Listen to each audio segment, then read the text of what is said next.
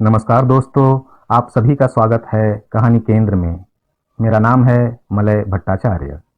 आज आप सुनेंगे मुंशी प्रेमचंद द्वारा लिखी कहानी विषम समस्या। दोस्तों, अगर मेरे चैनल पर प्रस्तुत कहानियां आपको अच्छी लग रही हैं तो चैनल को सब्सक्राइब करिएगा, कहानियों को लाइक और शेयर भी करिएगा। तो चलिए शुरू करते हैं आज की कहानी। मेरे दफ्तर में 4 चपरासी थे। उनमें एक का नाम गरीब था।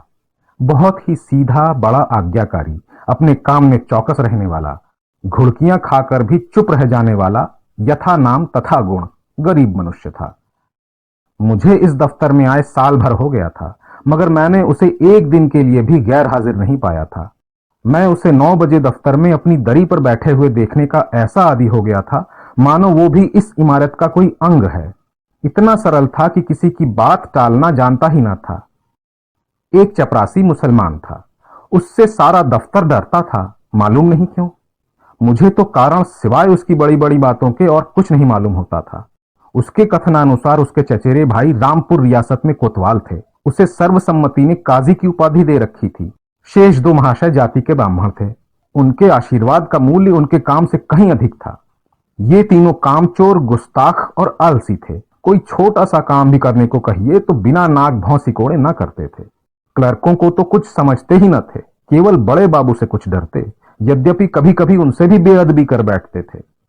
मगर इन सब दुर्गुणों के होते हुए भी उनमें से किसी की मिट्टी इतनी खराब नहीं थी जितनी बेचारे गरीब की थी।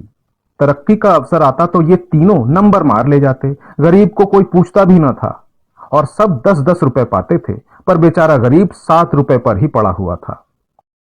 सुबह से शाम तक उसके पैर एक क्षण के लिए भी न टिकते थे। यहां तक कि तीनों चपरासी भी उस पर क्रोध जताते और ऊपर की आमदनी में उसे कोई भाग न देते थे। इस पर दफ्तर के सब कर्मचारियों से लेकर बड़े बाबू तक उससे चिढ़ा करते। उसको कितनी ही बार जुर्माना हो चुका था और डांट फटकार तो नित्य का व्यवहार था। इसका रहस्य मेरी समझ में कुछ नहीं आता था। मुझे उस पर दया आती थी और अपने बर्ताव से मैं ये दिखाना चाहता था कि उसका आदर मेरी दृष्टि में अन्य तीनों चपरासियों से कम नहीं है। यहां तक कि कई बार मैं उसके पीछे कर्मचारियों से भी लड़ चुका था। एक दिन बड़े बाबू ने गरीब से अपनी मेज साफ करने को कहा। वो तुरंत मेज साफ करने लगा। दैवयोग से झाड़न का झटका लगा तो दवात उलट गई और रोशनाई मेज पर फैल गई। बड़े बाबू ये देखते ही जामे से बाहर हो गए। उसके दोनों कान पकड़कर खूब बैठे और भारतवर्ष की सभी प्रचलित भाषाओं से दुर्वचन चुन चुनकर उसे सुनाने लगे। बेचारा गरीब आंखों में आंसू भरकर चुपचाप मूर्तिवत सुनता था, मानो उसने कोई हत्या कर डाली हो।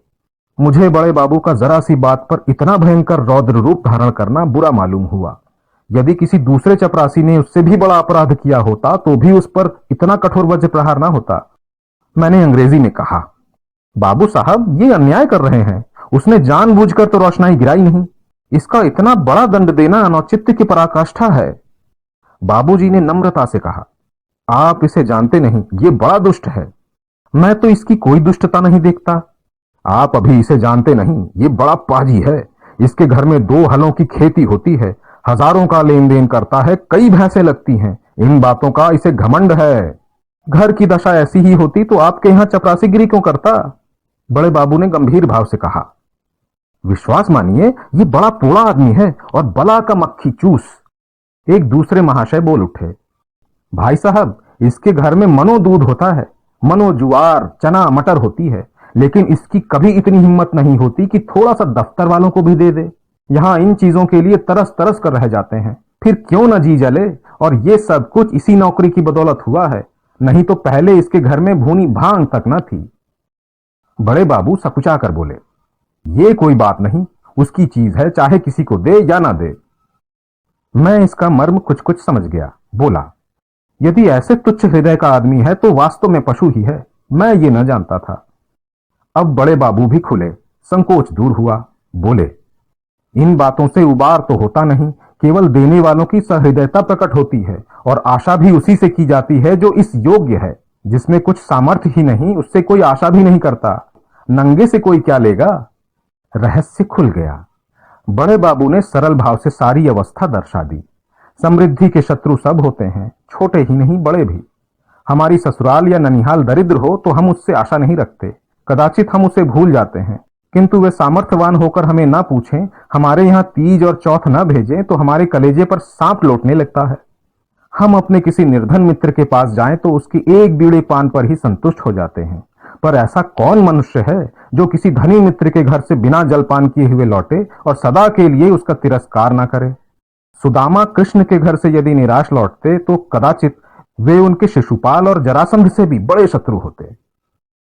कई दिन पीछे मैंने गरीब से पूछा, क्यों जी, तुम्हारे घर कुछ खेती बाड़ी होती है? गरीब ने दीन भाव से कहा, हाँ सरकार होती है, आपके 2 गुलाम हैं, वही करते हैं। मैंने पूछा, गाय भैंसे लगती हैं? हाँ हुजूर, 2 भैंसे लगती हैं। गाय अभी गाभिन है, आप लोगों की दया से पेट भर की रोटियां चल जाती हैं। दफ्तर के बाबू लोगों की भी कभी कुछ खातिर करते हो? गरीब ने दीनतापूर्ण आश्चर्य से कहा, हुजूर, मैं सरकार लोगों की क्या खातिर कर सकता हूं? खेती में जौ, चना, मक्का, ज्वार, घास पात के सिवा और क्या होता है? आप लोग राजा हैं, ये मोटी झोटी चीजें किस मुंह से आपको भेंट करूं? जी डरता है कि कोई डांट न बैठे कि टके के आदमी की इतनी मजाल। इसी मारे बाबूजी कभी हियाव नहीं पड़ता, नहीं तो दूध दही की कौन बिसात थी, मुंह के लायक बीड़ा तो होना चाहिए। भला एक दिन कुछ ला के दो तो। देखो लोग क्या कहते हैं, शहर में ये चीजें कहां मयस्सर होती हैं। इन लोगों का जी भी तो कभी कभी मोटी झोटी चीजों पर चला करता है। जो सरकार कोई कुछ कहे तो, कहीं साहब से शिकायत कर दें तो मैं कहीं का न रहूं। इसका मेरा जिम्मा है, तुम्हें कोई कुछ नहीं कहेगा। कोई कुछ कहेगा भी तो उसे मैं समझा दूंगा। हुजूर, आजकल तो मटर की फसल है और कोल्हू भी खड़े हो गए हैं, इसके सिवाय तो और कुछ भी नहीं है। बस यही चीजें लाओ। कुछ उल्टी सीधी पड़ी तो आप ही को संभालना पड़ेगा। दूसरे दिन गरीब आया तो उसके साथ 3 हृष्ट पुष्ट युवक भी थे।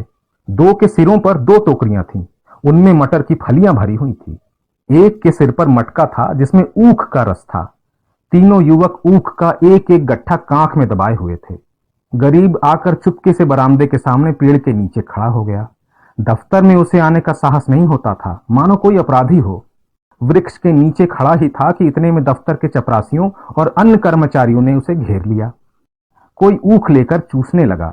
कई आदमी टोकरों पर टूट पड़े। इतने में बाबू भी दफ्तर से आ पहुंचे। ये कौतुक देखकर उच्च स्वर में बोले, ये क्या भीड़ लगा रखी है, चलो अपना अपना काम करो।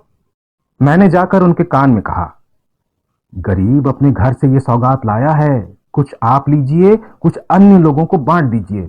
बड़े बाबू ने कृत्रिम क्रोध धारण करके कहा, क्यों गरीब, तुम ये चीजें यहां क्यों लाए?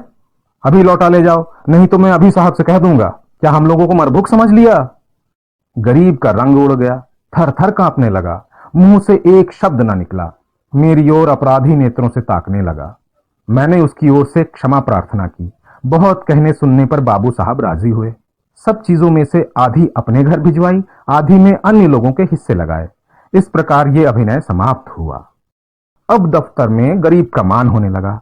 उसे नित्य घुड़कियां ना मिलती, दिन भर दौड़ना ना पड़ता, कर्मचारियों के व्यंग और अपने सहवर्गियों से कटु वाक्य न सुनने पड़ते। चपरासी लोग स्वयं उसका काम कर देते। उसके नाम में थोड़ा सा परिवर्तन हुआ, वो गरीब से गरीब दास बना। स्वभाव में भी कुछ तब्दीली पैदा हुई। दीनता की जगह आत्मगौरव का उद्भव हुआ। तत्परता की जगह आलस्य ने ले लिया। वो अब कभी कभी देर में दफ्तर आता, कभी कभी बीमारी का बहाना करके घर बैठ रहता। उसके सभी अपराध अब क्षम्य थे। उसे अपनी प्रतिष्ठा का गुर हाथ लग गया। वो अब 10वें 5वें दूध दही लाकर बड़े बाबू को भेंट किया करता। वो देवता को संतुष्ट करना सीख गया। सरलता के बदले अब उसमें काइयापन आ गया। एक रोज बड़े बाबू ने उसे सरकारी फॉर्मों का पार्सल छुड़ाने के लिए स्टेशन भेजा। कई बड़े बड़े पुलिंदे थे, ठेले पर आए। गरीब ठेले वाले ने 12 आना मजूरी तय की थी।